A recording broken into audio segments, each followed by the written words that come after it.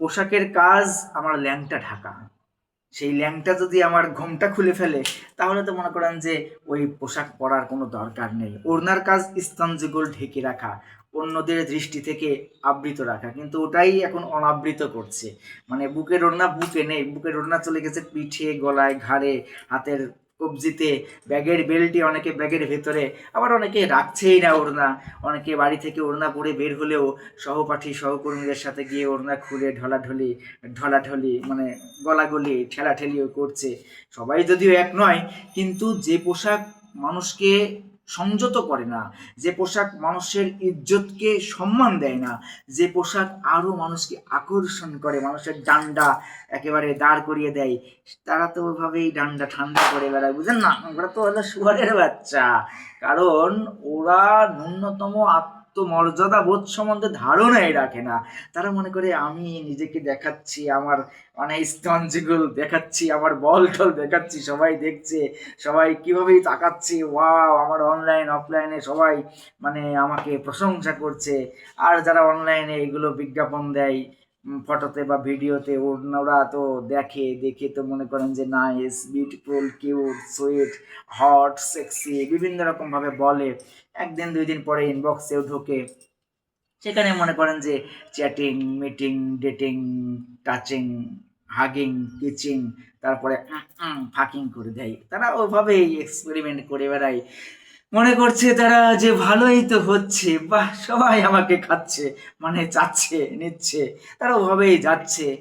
অনেকেই, সবাই যদিও এক নয়, কিন্তু বর্তমান মানে স্কুল জীবন থেকেই যেন কিছু মেয়েরা ওরকম শুরু করেছে, স্কুলে, কলেজে, ইউনিভার্সিটিতে, বিভিন্ন কর্মসংস্থানে, দেশ বিদেশে বিভিন্ন রকমভাবে, রণে বনে জনে জঙ্গলে, শহরে বন্দরে, গ্রামে গঞ্জে পর্যন্ত এই ভাইরাস ছড়িয়ে গেছে যে ল্যাংটা হতে হবে আমাকে, মানে আমি ল্যাংটা হব। যে যত খুলতে পারে, কেউ এইটুকু খুলছে, কেউ এইটুকু খুলছে, কেউ এইটুকু খুলছে, কেউ এইটুকু খুলছে, কেউ খুলতে খুলতে বাড়া মনে করেন পাজামাই খুলে ফেলছে, বুঝলেন নাই? যারা ওড়না খুলছে, জামা খুলছে, মানে তারা তো পাজামাও খুলে দিচ্ছে, কারণ ওইটুকু নিজের দায়িত্বে খুলছে, বাকিটুকু অন্যরা খুলে নিচ্ছে। এভাবেই চলছে সমাজে। ওটা হলো শুয়োরের বাচ্চা।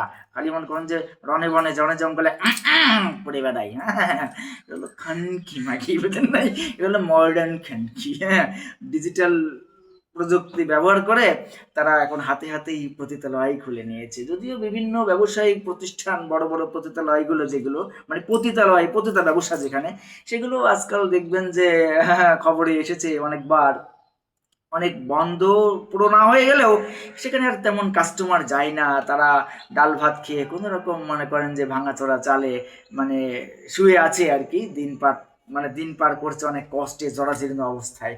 কারণ কি জানেন, ওই যে এখন আধুনিকতার নামে তো মনে করেন হোম সার্ভিস, রুম সার্ভিস পাচ্ছে, তো ওই পতিতালয়ে আর কে যাচ্ছে? বন্ধু সার্ভিস পাচ্ছে, মানে ফ্রেন্ড সার্ভিস পাচ্ছে, কলিগ সার্ভিস পাচ্ছে। যাদের দরকার, যারা ওরকম চরিত্রহীন, যারা আগানে বাগানে খেয়ে বেড়ায়, তারা তো এখন নাগালেই পাচ্ছে। তার বাড়া ওই পতিতালয়ে যায় কেডা কন? কাছে কোলেই যখন পাচ্ছে, তারা যখন সহজেই দিচ্ছে, তাইলে বাল কে যায় পতিতালয়ে? তাই নাকি? আর এইভাবেই তো আরো ভালো হচ্ছে, যখন তখন যাকে তাকে নক করছে। হ্যাঁ, একে ওকে ওকে, বুঝলেন না, নানান রকম ভাবে যাকে ভালো লাগছে তাকেই নক করছে। একদিন দুই দিন পরে সাড়া দিচ্ছে, তারপরে বাড়া মনে করেন যে একেবারে খাড়া করে ভরে দিচ্ছে। এভাবেই চলছে, সরি টু সে এভাবে।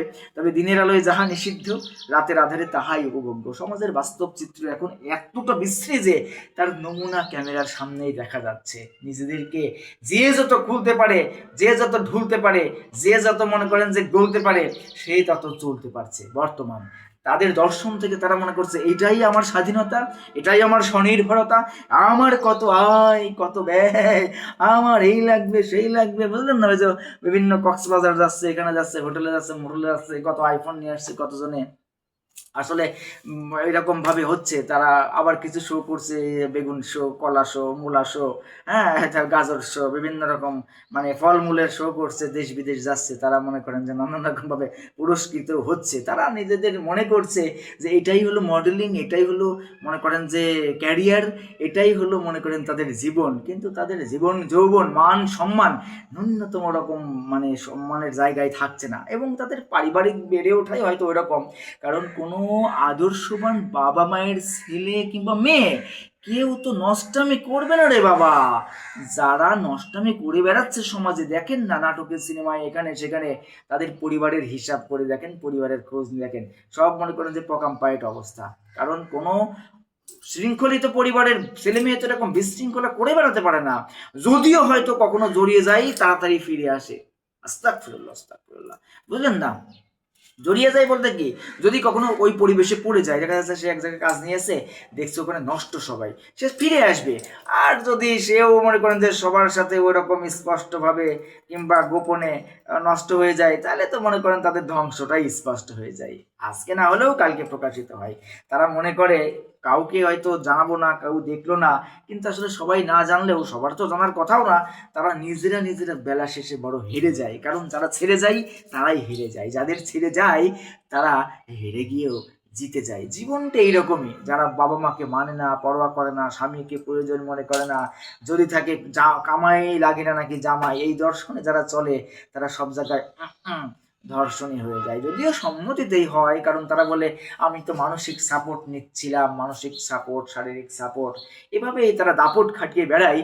কিন্তু যেদিন তাদের জীবনে সাপোর্ট চলে, ওরকম ভাবে রণে বনে জনে জঙ্গলে বিভিন্ন জনে বিভিন্নভাবে সাপোর্ট মারে, ওভাবেই তাদের জীবন এক সময় হাজারো পুরুষের বদলের স্মৃতিতে তারা আটকে যায় এবং তাদের ওভাবেই শুয়োরের বাচ্চা হিসেবেই তারা জাহান্নামে চোদা খাবে।